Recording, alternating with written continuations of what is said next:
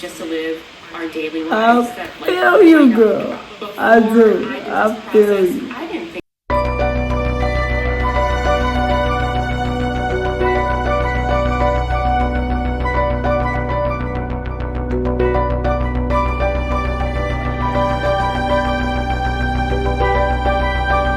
Hey guys, welcome back to my little corner of the internet. And today we are going to be looking at how to buy a wheelchair van, unhinged deep dive by Disabled in Nature. I just want to say that I already know just from looking at the title and this video in general that this video is going to speak to me. So I'm really excited to see what she has to say. Let's go. Okay, we're going to start.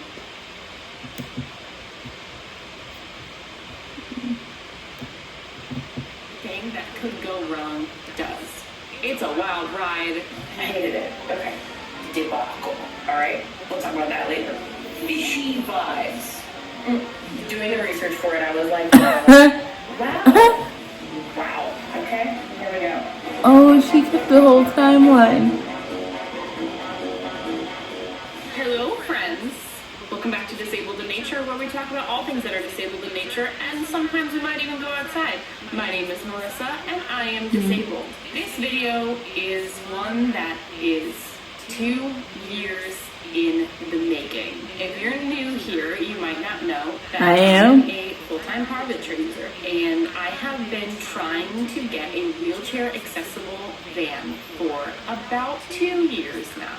You might think, Marissa, I see wheelchair accessible vans all over the place. They can't be that hard to get. Why Oh yes they are. I'm going to tell you. Oh yes they I have a muscular dystrophy called FSHD, Oh, and I have God. slowly been losing my ability to walk over time. There are a variety of issues that this has caused for me, but in this video we're going to focus on transportation. If you're interested in hearing me rant a little bit more about the overarching issues that transportation causes for the disability community, you can watch the videos in the playlist that this video will be in that are kind of ramping up to this one.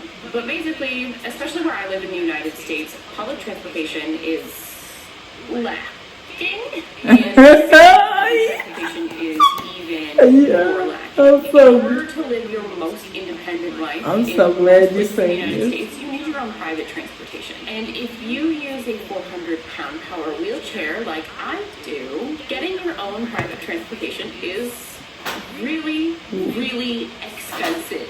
Like 6 figures expensive. I don't have that kind of money. So 2 years ago, I set out to try and get support from the state of Michigan to help pay for adaptations on a vehicle of my own. I'll just give you a short little rundown of my situation, my disability, and what led me to this point of needing a wheelchair accessible vehicle. So like I said, I have a progressive muscle condition that causes me to lose strength throughout my body over time, and about 5 years ago, I became a full-time power wheelchair user.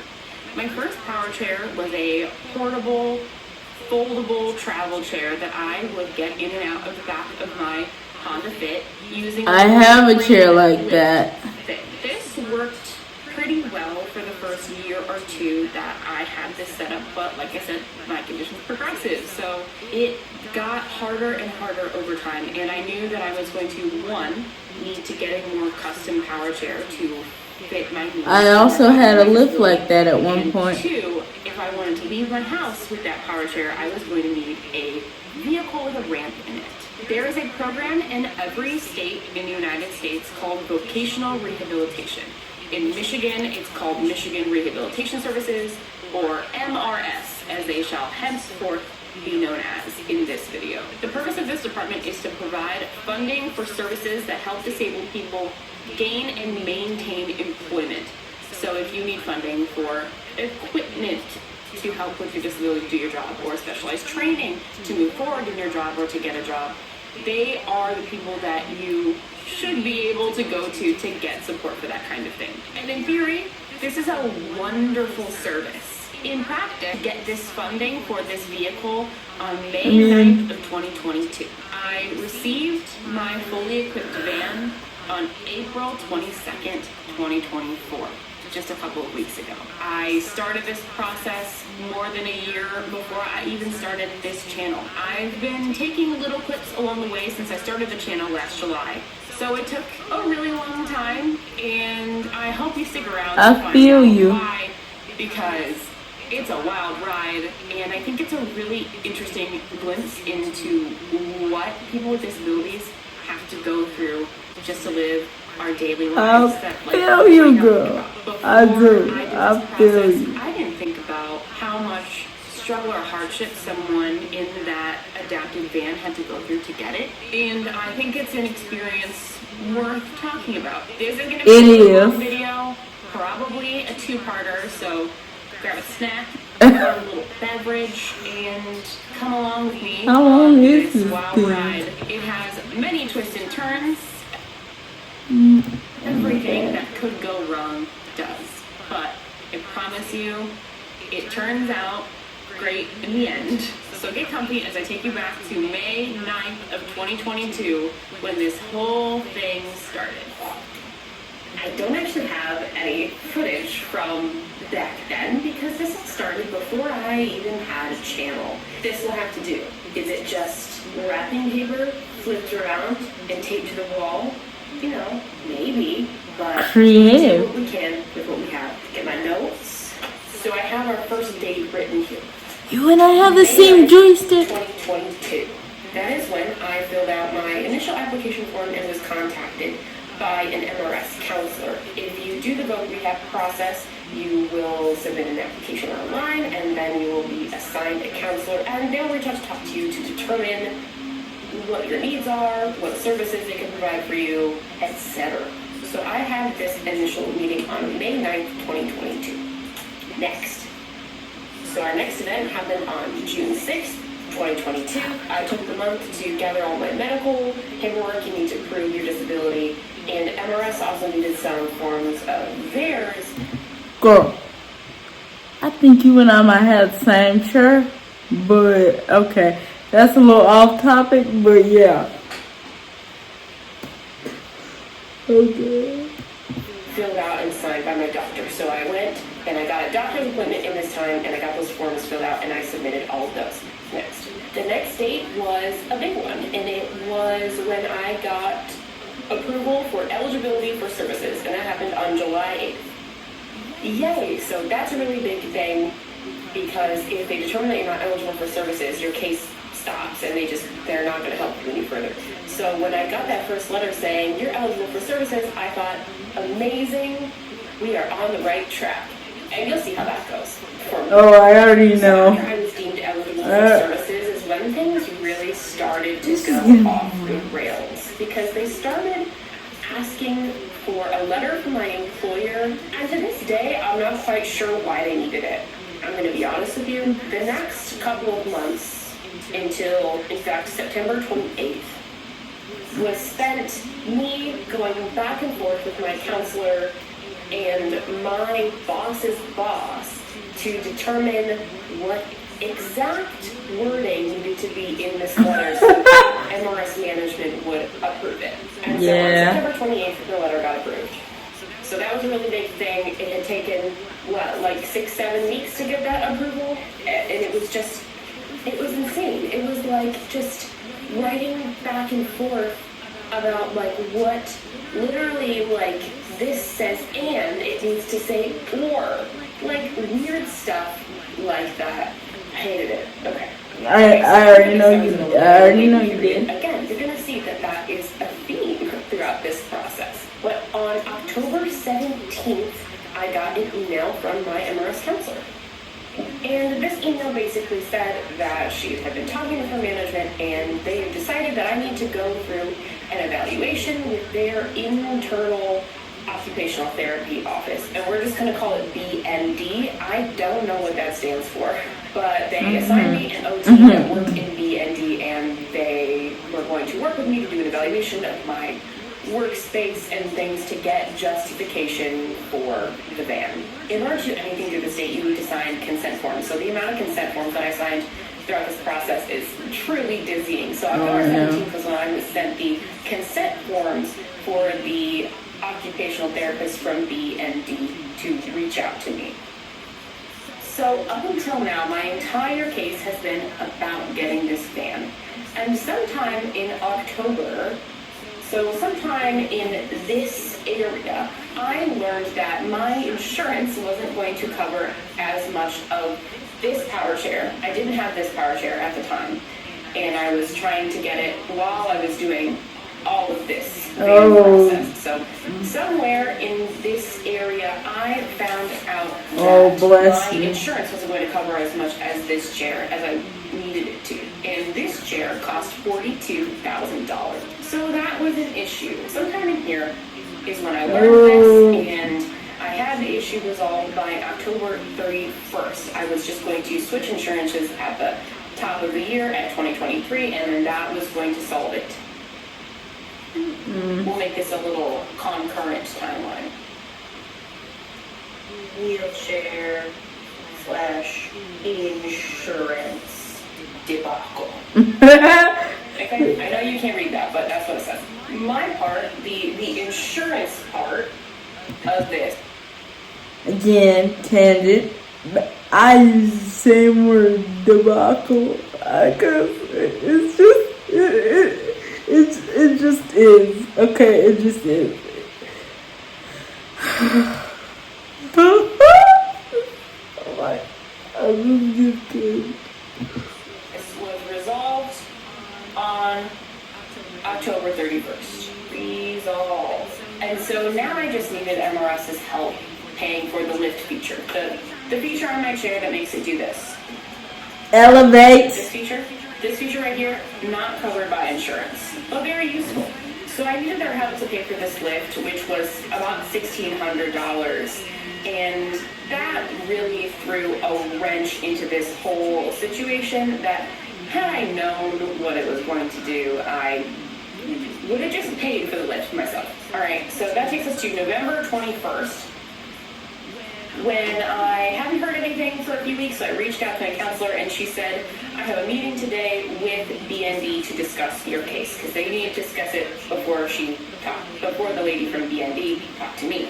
MRS meeting with BND.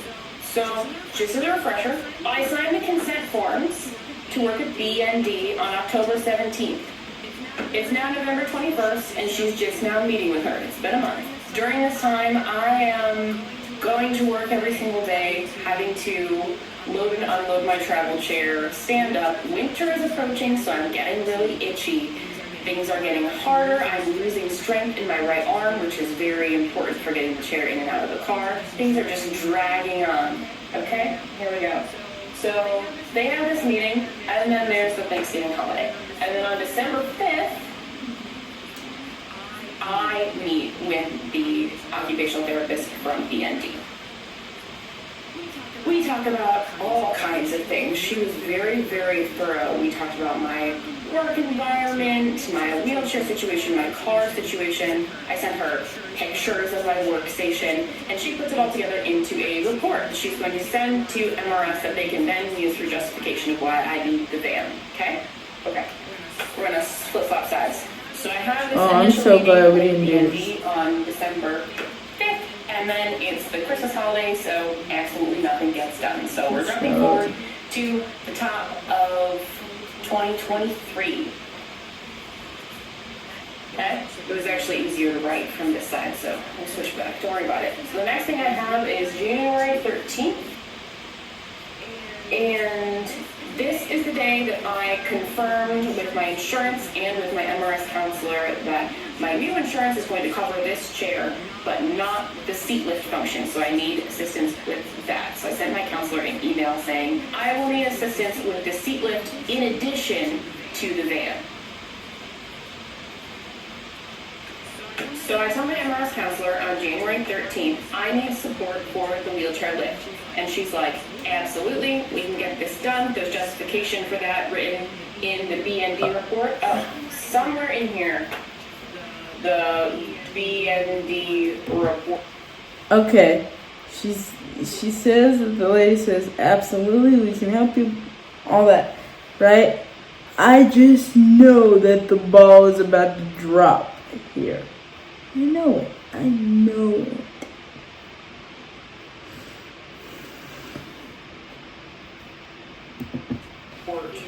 Is finalized. So the BND process was actually very efficient because I started it on December 5th and the report was finalized at some point before January 13th. Okay, so now my MRS counselor has their own internal occupational therapist report, including all of the different things that I might need to make my work situation as accessible as possible, including the van to get this wheelchair to work, because this wheelchair weighs 415 pounds and there's no way it was going in my high fit. All right, we'll talk about that later. The next thing that happened was on February 10th.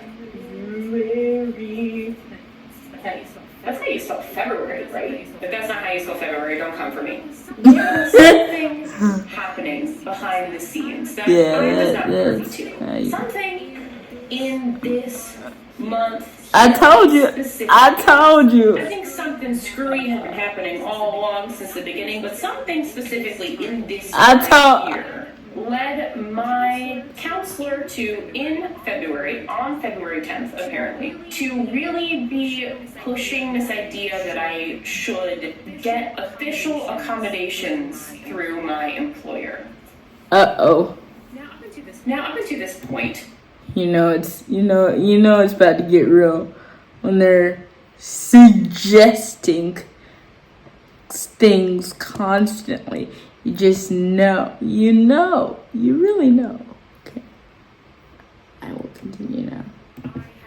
I have just been working with my supervisor one-on-one, and that's kind of how accommodations work, right? There is no standard official accommodations process that you need to go through your job. In fact, disclosure of a disability is 100% voluntary. It's often necessary in order to get the accommodations that you need, but it's not required. There's not much disclosure needed in my case. I use a wheelchair, it's very obvious. My counselor started making a really big deal about this, and I was like, well, I haven't had any issues with my employer, and also, I don't see what this has to do with the van, and I still don't really.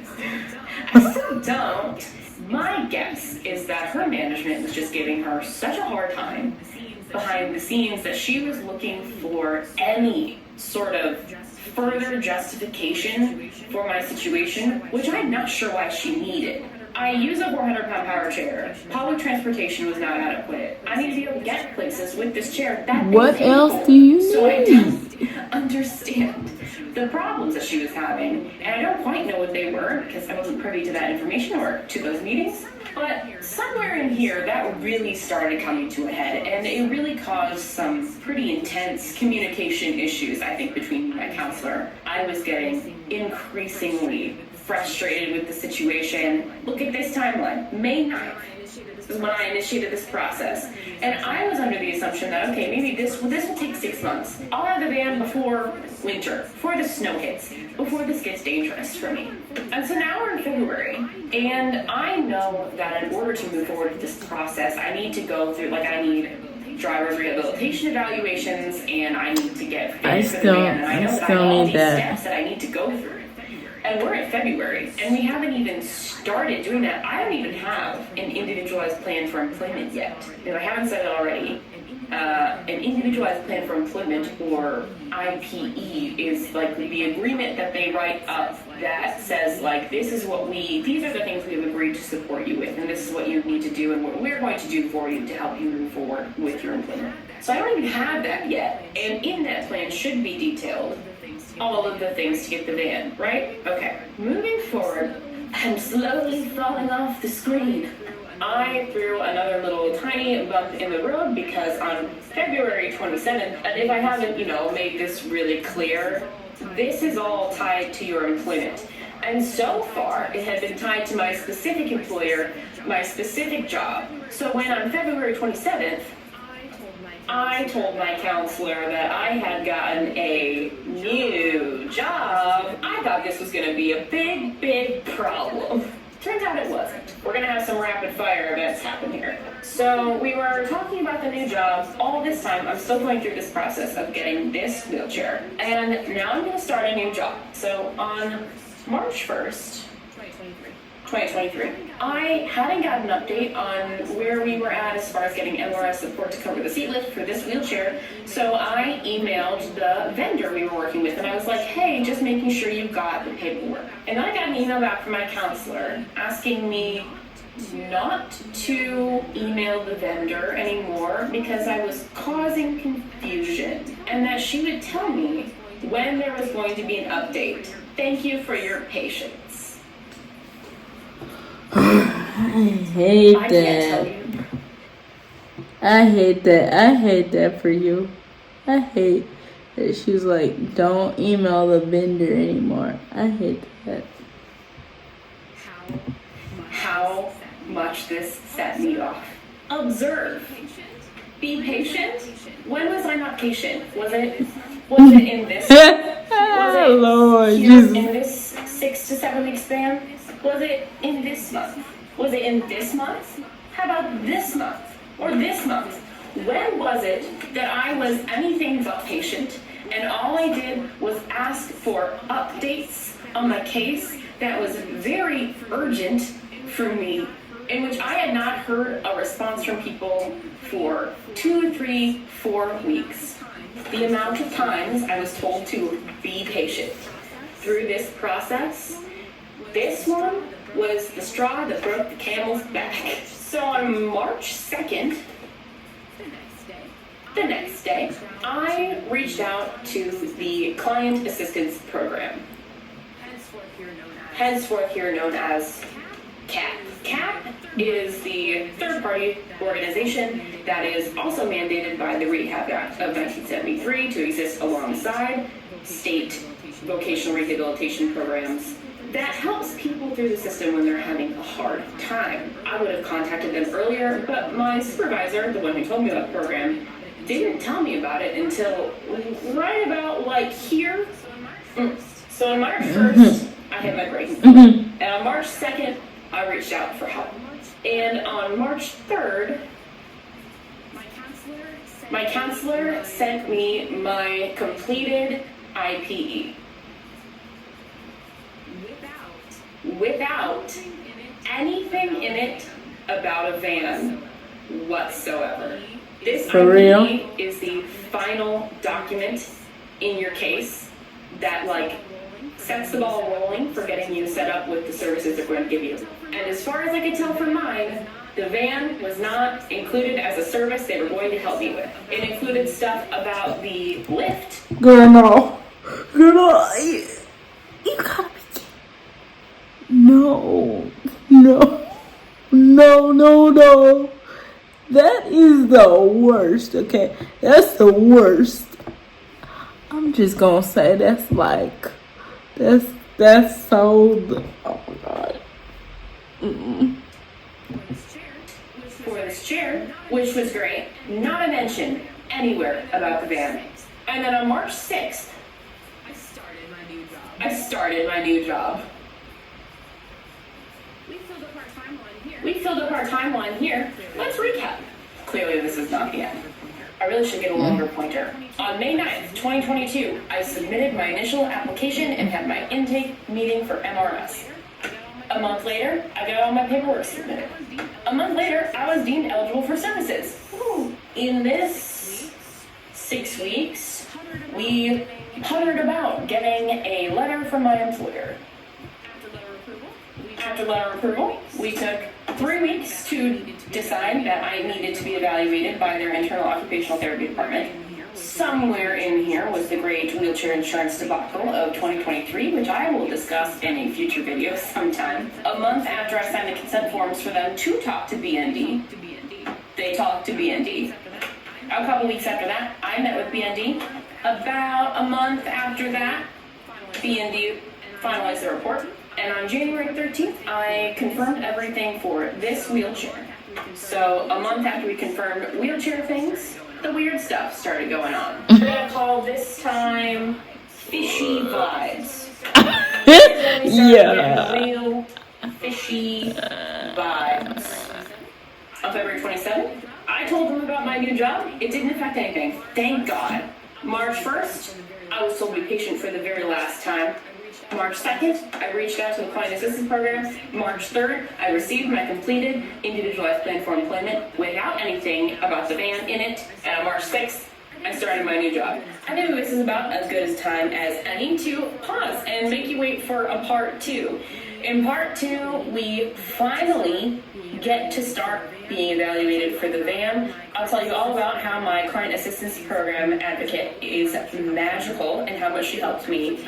And we'll actually start to get to see some video clips of this process as I'm undergoing it, because I started this channel in July of 2023. So far we're at March 6th, 2023. Stay tuned. This story has a good ending, I promise. And I hope this was all interesting too. It's been mostly cathartic for me. I'm gonna be saving this timeline forever, because doing the research for it, I was like, wow. Great. Thanks for watching. Okay. Don't forget to tune in for part 2. Don't forget to get outside. I'll see you in the next one. Bye. If you guys want me to react to part 2, let me know and I will do so.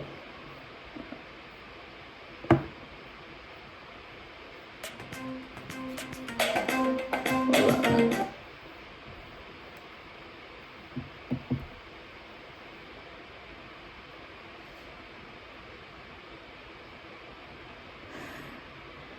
That was a whole debacle, but I was into it the whole way. I could definitely relate to her a lot, and it's definitely not easy getting the help you need going through these vocational rehab services things and all of the things, which is why